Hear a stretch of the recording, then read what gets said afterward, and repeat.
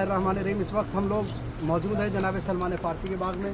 جب جناب سلمان فارسی، کون سلمان فارسی؟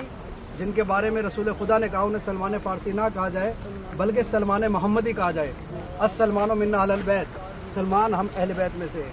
کچھ لوگ وہ ہوتے ہیں جو قریب ہونا چاہتے ہیں، رسول انہیں قریب رہنے کے بعد بھی دور کر دیا کرتے ہیں، اور کچھ لوگ وہ ہوتے ہیں جو فارس سے آتے ہیں لیکن اہل البیت کا مصداق بن جاتے ہیں۔ جناب سلمان فارسی نے جب اسلام قبول کیا اور ان کا ایمان مکمل تھا، اس لیے ایمان کے 10ویں درجے پر تھے اور سب سے بڑے صحابی تھے کہ حضرت رسول خدا کو اپنا رسول اور حضرت علی علیہ السلام کو اپنا امام اور پیشوا مانتے تھے۔ لہٰذا سلمان فارسی کے لیے باغ جناب سلمان فارسی نے اپنے ہاتھوں سے لگایا تھا۔ یہ وہی باغ ہے جو آج تک 1400 سال سے ایسے ہی چلا رہا ہے۔ اور آپ کو ایک واقعہ بتاتا ہوں جناب سلمان فارسی کا۔ جناب سلمان فارسی حضرت علی اور رسول خدا ساتھ میں بیٹھے ہوئے ہیں، تو رسول خدا کے سامنے جناب مولا کائنات کھجور کھاتے ہیں اور گٹھلی کو جناب سلمان فارسی کے سامنے رکھ دیتے ہیں۔ دیکھیے دنیا کے اندر دو چیزیں ہوتی ہیں، ایک ہوتی ہے مذاق، ایک ہوتا ہے مزاح۔ مزاح المومن عبادہ، مومن کو ہنسانا عبادت ہے۔ مذاق کا مطلب ہے کسی کا دل توڑ دینا۔ مذاق کرنا حرام ہے اور مزاح کرنا عبادت ہے۔ تو لہٰذا جناب امیر کائنات مزاح فرما رہے ہیں جناب سلمان فارسی کے ساتھ۔ کھجور خود کھاتے ہیں اور گٹھلی جناب سلمان فارسی کے سامنے رکھ دیتے ہیں۔ جناب سلمان فارسی مسکرا کر کے رسول سے کہا، اس لیے کہ ایمان کے 10ویں درجے پر فائز سلمان فارسی جانتا ہے میرا مولا اگر گٹھلی بھی میرے سامنے رکھ دے تو میرے لیے یہ بھی تبرک ہے، اس لیے کہ دینے والا کون ہے۔ تو لہٰذا جناب سلمان فارسی نے پوچھا، یا رسول اللہ دیکھ رہے ہیں کہ مولا کائنات کیا کر رہے ہیں، خود کھجور کھا لیتے ہیں، گٹھلی میری طرف رکھ دیتے ہیں اور گنا یہ جائے گا کہ سب سے زیادہ کھجوریں میں نے کھائی ہیں۔ تو انہوں نے کہا کہ یا علی کم سے کم میری عمر کا، اس لیے کہ سلمان فارسی تھے، انہوں نے یہ نہیں کہا کہ میری عمر کا تقاضا۔ لہٰذا جناب سلمان فارسی صاحب بصیرت، صاحب فہم، ایمان کے 10ویں درجے پر فائز، السلمان منا اہل البیت کا مصداق اپنے دامن میں سمیٹے ہوئے، فضائل کا ایک سمندر، علی کا ایک گورنر، علی کا چاہنے والا، جس کی نماز جنازہ مولا علی نے خود جا کر کے پڑھائی ہو، اور جو مرنے کے بعد جیسے ہی مولا کائنات پہنچے ہیں تو اٹھ کر کے بیٹھ گئے۔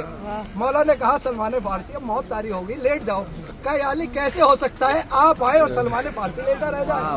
اس کا مطلب ہے علی کا چاہنے والا کبھی مرا نہیں کرتا۔ جناب سلمان فارسی کھجوریں رکھتے چلے جا رہے ہیں۔ رسول خدا نے کہا کہ تو علی سے پوچھو کہ کیا ماجرا ہے۔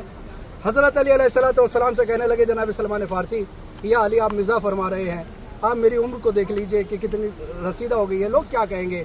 مولانا نے کہا اچھا تمہاری اتنی عمر ہے، ذرا بتاؤ تو صحیح کہ سلمان جب تم فارس کے جنگلوں سے گزر کر کے جا رہے تھے، جوانی کا تمہارا عالم تھا، تو تمہیں جنگل کے اندر شیروں نے گھیر لیا تھا۔ جب تمہیں جنگل کے اندر شیروں نے گھیرا تو کون تھا کہ جو تمہیں بچانے کے لیے آیا؟ کہا یا علی یہ بات تو صحیح ہے کہ شیر نے مجھے گھیر لیا تھا، لیکن یہ واقعہ تو آج سے جناب سلمان فارسی کی 350 سال عمر ہوئی ہے۔ کہا یا علی یہ تو تقریباً 200 سال پرانی بات ہے، تو یہ آپ کو کیسے معلوم ہے؟ دیکھیں سلمان فارسی جیسا صحابی، السلمان منا اہل البیت کا مصداق، دنیا کے سامنے فضیلت علی کو کس طریقے سے ظاہر کرتا ہے۔ یا علی یہ تو 200 سال پرانی بات ہے کہ جب مجھے شیروں نے گھیر لیا تھا، آپ کو کیسے معلوم ہے؟ کہا سلمان فارسی پھر کیا ہوا تھا؟ کہا کوئی آدمی آیا تھا گھوڑے سوار، اس نے میری جان کو بچایا تھا۔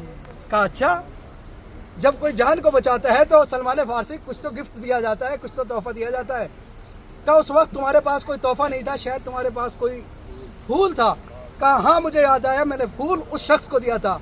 مولا کائنات نے ہوا میں ہاتھ ڈالا، اسی پھول کو لے جا کر کے سلمان فارسی کے سامنے۔ آپ سوچئے کہ 200 سال کے بعد پھول اسی طرح تر و تازہ ہے۔ کہ یا علی یہ تو ایسا لگتا ہے جیسے ابھی توڑ کر کے اس شخص کو دیا ہو۔ آپ سوچئے 200 سال کے بعد بھی اگر پھول معصوم کے پاس آ جائے تو مرجھا نہیں سکتا، تو 1400 سال گزر جانے کے بعد اگر گل نرجس امام زمانہ پردہ غیب کے اندر موجود ہے تو اس پہ کیسے حرف آ سکتا ہے؟ لہٰذا جناب سلمان فارسی نے کہا یا علی یہ تو بات صحیح ہے، لیکن وہ تھا کون؟ سلمان فارسی مسکرا کر کے کہا کیا اب بھی وضاحت کا معاملہ ہے؟ کہا یا علی بتا دیجئے۔ کہا سنو تمہیں شیروں نے گھیرا تھا اور تم نے جس کو پکارا وہ شیر خدا تھا، اور وہ میں علی ابن ابی طالب تمہارے سامنے فی الحال موجود ہوں۔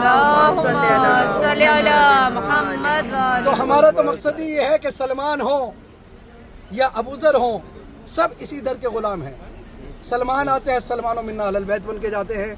जर्रे को कहते हैं जर, जो छोटे छोटे जर्रे पड़े हैं ना, यहाँ पे जर्रा आता है और आफताब बन के चला जाता है। जर आता है, अबू जर बन करके जाता है।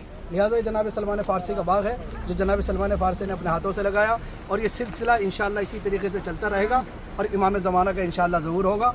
और सलमान फ़ारसी के लगाए हुए बाग से जो ईमान और यकीन की खजूरें होंगी, इंशाअल्लाह वो मोमिनीन हमेशा खाते रहेंगे और उससे दस्तयाब होते रहेंगे। जनाब सलमान फ़ारसी के वसीले से दुआ करते हैं परवरदिगार से कि हमारे ईमान और अमल को मजबूत बना, हमें मार्फत अहले बैत के समंदर में गोताज़न करने की तौफीक अता फरमा।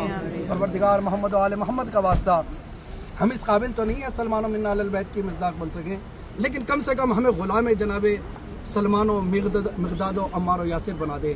परवरदिगार तुझे मोहम्मद और आले मोहम्मद का वास्ता, जनाब हबीब इब्न वज़ाहिर का वास्ता, हमारे ईमान और अमल को खुद इस काबिल बना।